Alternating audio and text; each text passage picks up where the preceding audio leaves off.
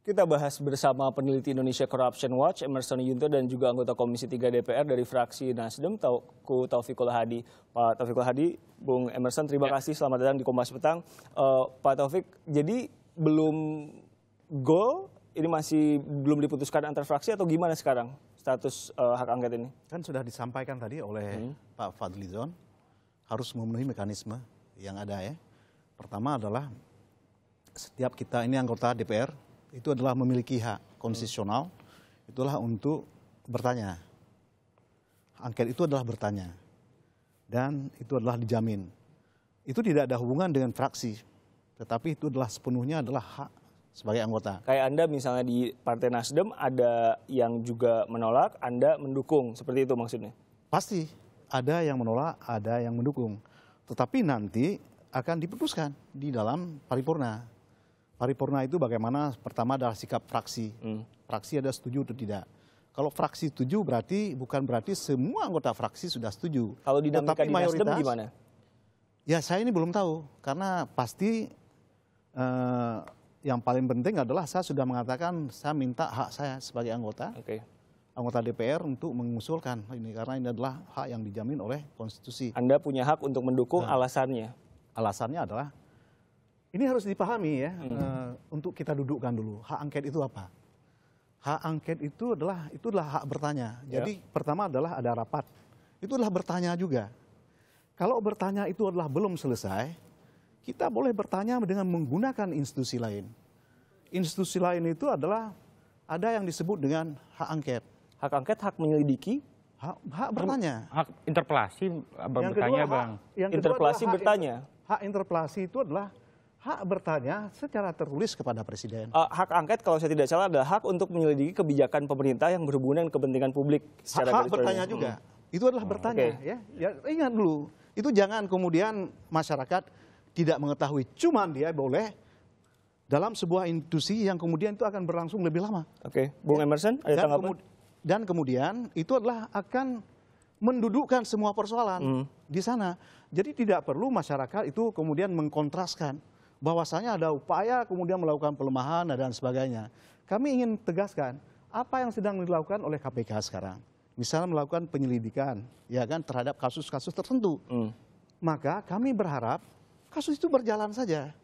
Tidak ada hubungan apapun. Jangan dihubung-hubungkan dengan kemungkinan ya, menggunakan hak angket ini. Ya, kalau saya bersyukur hari ini paripurna tidak membahas soal hak angket ini. Artinya desakan dari publik, pertanyaan publik soal kok ya DPR dianggap mengganggu kerja-kerja KPK itu mungkin dijawab oleh sebagian besar teman-teman di DPR untuk tidak membawa ini ke proses rapat paripurna tadinya gitu ya. Dan kemudian juga kita ingatkan bahwa harusnya kan DPR dan KPK bersinergi gitu ya. Memberantas korupsi. Memberantas korupsi. Termasuk juga kan Pak Fadlizon juga ketua GOPEK gitu ya.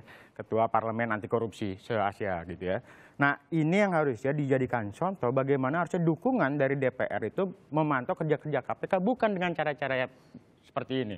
Menggunakan hak angket misalnya yang dianggap publik dua hal. Pertama, ini akan dianggap sebagai upaya mencampuri intervensi politik terhadap proses penegakan hukum. Kemudian yang kedua, ini akan memperburuk citra DPR di mata publik. Jadi pasca KPK serius menangani korupsi politik dan 86 anggota DPR dijerat oleh KPK, nampaknya kok hubungan antara KPK dengan DPR tidak terlalu harmonis. Pak Taufik, begitukah? Itu bisa memperburuk citranya. Karena itu saya minta kepada ICW dan teman-temannya itu jangan mengkontraskan persoalan itu. Jadi ICW Pak bukan kontras. Karena itu saya minta kepada PES dan sebagainya dudukkan persoalan ini adalah secara proporsional. Tapi misalnya kan begini, awal masuknya dari Bu Miriam yang mencabut BAP, terus DPR minta dibuka tuh rekamannya. Berhubungan dong semua. Dan kita lihat sebenarnya ini kayaknya jadi melebar gitu. Kalau misalnya dari rapat. Bukan melebar itu harus. Betul. Kenapa jadi begini. Kan karena itu saya ingin ingatkan kepada masyarakat, kalau KPK itu, kalau nanti angket tentu saja kita akan bertanya dalam segala hal. Misalnya begini, saya ingin beritahukan ya kan. Sejumlah kepala daerah itu dipidanakan. Kenapa dia dipidanakan? Karena menggunakan anggaran yang tidak sesuai dengan pos. Belum tentu dia korupsi. Oke, ini udah melebar. awal pintu masuknya bukannya Bukan, DPR minta kalau rekaman angket ya Miriam seperti itu. dibuka? Kalau Enggak. angket ya seperti itu. Nah, saya ingin tanyakan, kenapa dipidanakan? Karena dia ini adalah menggunakan anggaran tidak sesuai dengan Enggak, pokok. jadi Oke. Saya ingin beritahukan, apakah di KPK ada penggunaan anggaran yang tidak sesuai dengan Jadi pos? angket ini gara-gara apa sih? Angket ini? Angket ini adalah karena begini, KPK ini adalah sebuah institusi di dunia ini, di Indonesia dan di dunia ini yang tidak ada checks and balance. Satu-satunya, dia ini adalah berjalan sendiri. Sekarang kita tidak tahu apa yang terjadi di KPK. Barangkali itu adalah penyadapan itu dilakukan terhadap istrinya, terhadap temannya. Kita tidak tahu. Bung Nah Ece. itulah yang kita akan coba. ya itu yang juga kita katakannya kayaknya melebar keluar jalur dan sebagainya. Nggak melebar ini boleh nggak? Nggak, ini Bang, saya selesai dulu satu-satu Bang. Ya, gini. Karena hasil rapat RDP antara KPK dengan DPR kan mengerucut ke beberapa isu gitu ya. Salah satu persoalan soal KPK diminta membuka rekaman terkait dengan Miriam, soal ancaman itu. Kemudian ada isu yang lain misalnya soal audit BPK gitu ya. Nah, dari 4 itu yang deadlock dianggap tidak dipenuhi oleh KPK hanya soal membuka rekaman pemeriksaan terhadap kasus terhadap Miriam. Nah, yang terjadi adalah ketika proses angket digulirkan itu kok kemana-mana.